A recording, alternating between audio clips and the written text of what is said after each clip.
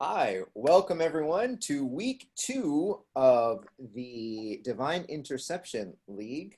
I want to start off by saying congratulations to our very own Rhett Meelan, Spicy Meatloaf, who had his baby yesterday. Emerson Ruth, she's a big one. They apparently like to have big babies. Don't worry, Rhett, I'm taking care of the other baby, as you can tell from my picture behind me. She's beautiful. She weighs a good maybe 3 pounds. So Congratulations, Rhett. I knew you can do it. yeah, that's the only reason Wife, he won. Luck was on his side. well, yeah. Well, I think now his wife knows how bad it really is when a man has a cold. So now that she's had a baby, so that's good. That's a good reminder for her. So All right, we're gonna go over week 2 awards very quickly here, and then next week I want you to look out for the power rankings. So next week we'll finally have our first taste of power rankings, and I'll formulate all that.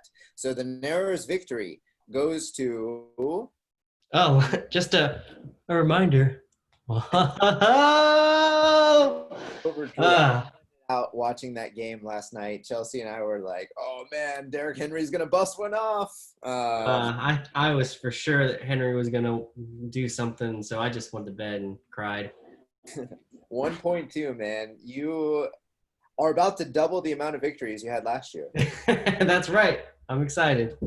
All right, highest score goes to Matt Cawthon, the rookie sensation last year, showing that it was no fluke that he got the first round bye in the playoffs. Now, he was also the overachiever, but he was still projected for 119. So you went from like a great score to an amazing score. Really happy with that. Milko's had the saddest victory, he had the saddest defeat because he had the highest scoring QB and the highest scoring wide receiver, and yet he still couldn't win. His defense got him -3 points. Let us know in the comments below if you think a defense should get negative points. I'm most excited for Carrie's team. She almost got the highest score this week. She is known as our sticker girl, and I love seeing what's going to come out of her. So we're going to jump into the week 2 matchups here, starting with myself versus Matt Cawthon. I'm projected to win by 65% right now, which I absolutely hate. I hate going in as the projected favorite, especially when Matt just busts out the highest score of the week. What do you think about my team? Well, I think now you have a quarterback, and as you mentioned before, previously, you didn't really have anybody until you got Stafford. And Tom Brady is probably going to not do much. It looks like he was crying pretty bad against New Orleans last week, and he's probably going to. He might have a good game against Carolina, but I think reality is going to set in for him. So I don't know that you're going to get any points there for Tom Brady. But Ezekiel Elliott is a pretty good stud. So I don't know. We could see what happens here. I like your team better. I mean, you do, like you said, you're projected to outscore them by quite a bit, where everyone else in the league seems to be pretty relatively even, close to 50-50. You look like you're going to take it out and be on top. So I would go with you based on that. All right. Well, I'm going to give this win to Matt. I think Matt needs to pick up a wide receiver, maybe MVS, James Washington, Corey Davis. I don't love Atlanta's defense. We still have a garbage defense. So I think be good for at least 2 touchdowns. I think Brady wants to prove all the haters wrong. I mean, there's nothing worse than facing an angry Brady who goes up against a terrible Carolina defense. And then Mark Andrews versus Houston. So I'm giving the win to him. I think he has the better matchups this week.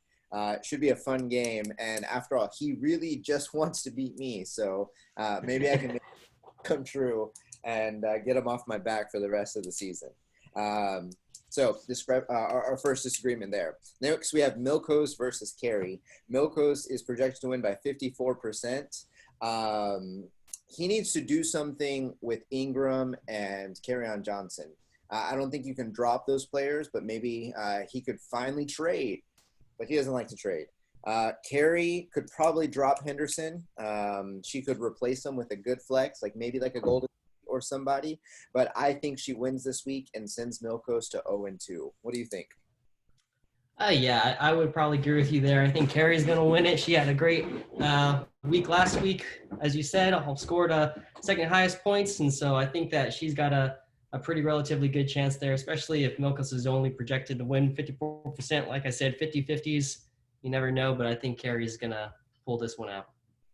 All right, so we have Alex versus Mast here. Alex, man, he has intense injuries to overcome. Le'Veon Bell, Michael Thomas. Now, luckily, he has enough wide receiver depth to fill in for Thomas if he is in fact injured. Maybe he could make some trades and fill in the running back gap that he has. Mast suffers Blake Jarwin out for the season. I had big hopes for him. I was really upset when I didn't get him. Thank you, Mass, for saving me from myself and grabbing Blake Jarwin. So he has to fill a tight end. What do you think about these teams? So Alex is projected to win by 55%. So another 50-50 game. What do you think? Yeah, I mean, I'm trying to look over the lineup again right now.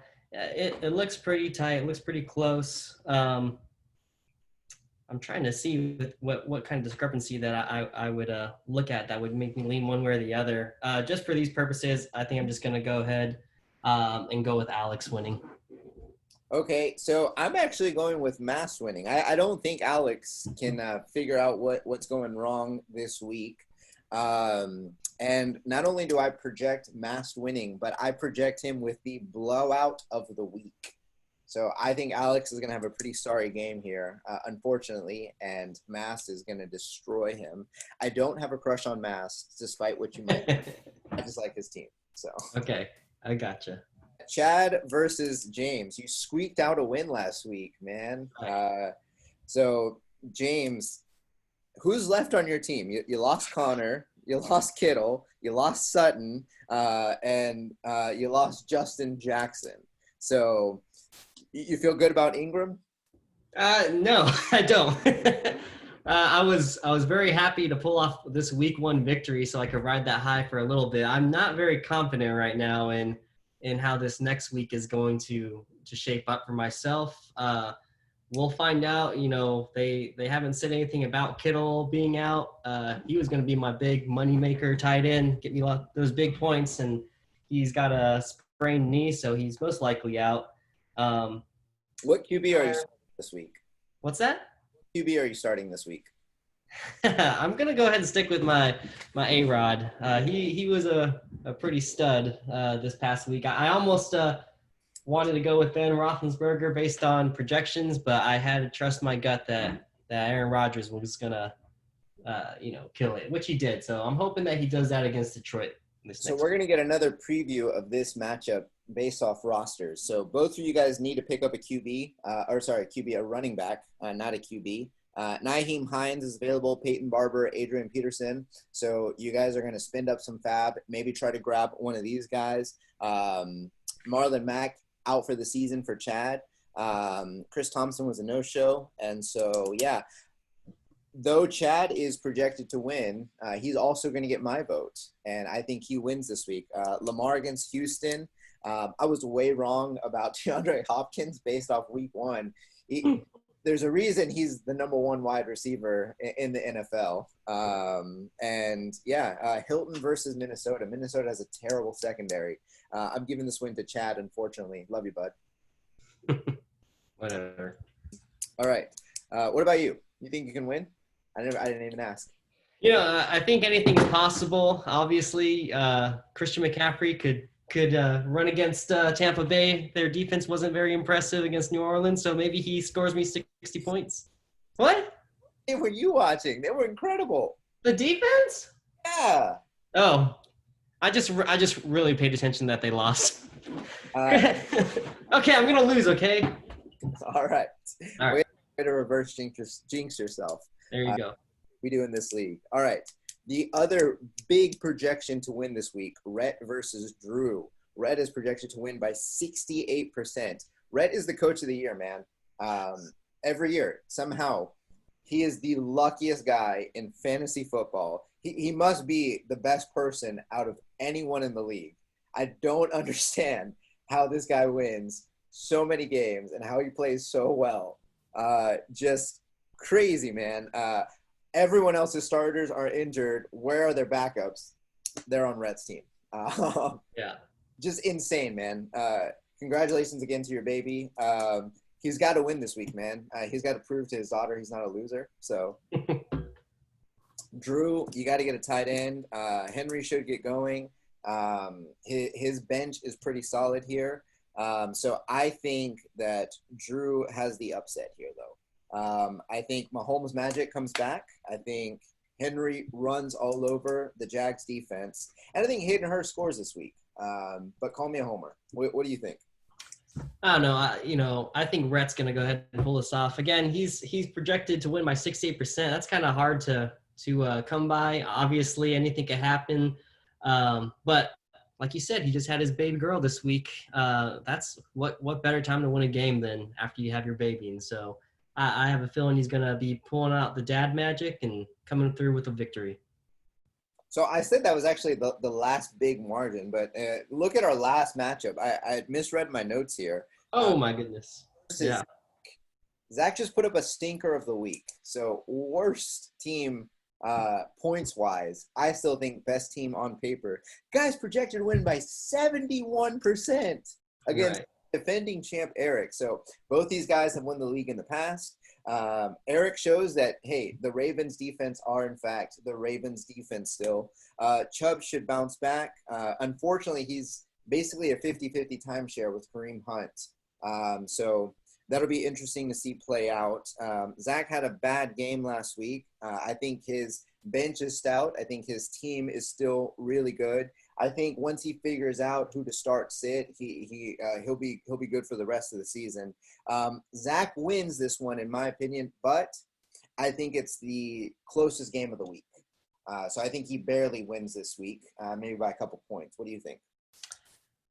Yeah, part of me wants to go with my initial instinct that I said at the beginning of the year, which was he was going to come in last, Zach. And I took that back, and then he lost last week. So I don't know if I should reverse jinx him and say that he's going to win for sure, just so that he can go ahead and be last place, because I really hate my last place license plate that I got. And, I'm not too fond of Zach. So. Just kidding. Chelsea was really impressed him to come in dead last. So yeah, that's right. No, but I actually think Zach's got a really good chance after looking at the lineup and seeing his matchups that he's got for each of his players. I think he's gonna score pretty big, and we'll end up on top this week. So yeah, Eric's gonna have to make a bid for these running backs that are available this week on the waiver wire. Basically, who's gonna risk the most to win the most? Willing to risk it for the biscuit this week to get those running backs and pay up some for them. Zach needs to drop Bryce Love, in my opinion, and find another waiver stash in the meantime. So we're going to close out real quick, in case we haven't already lost all our viewers, with the divisions.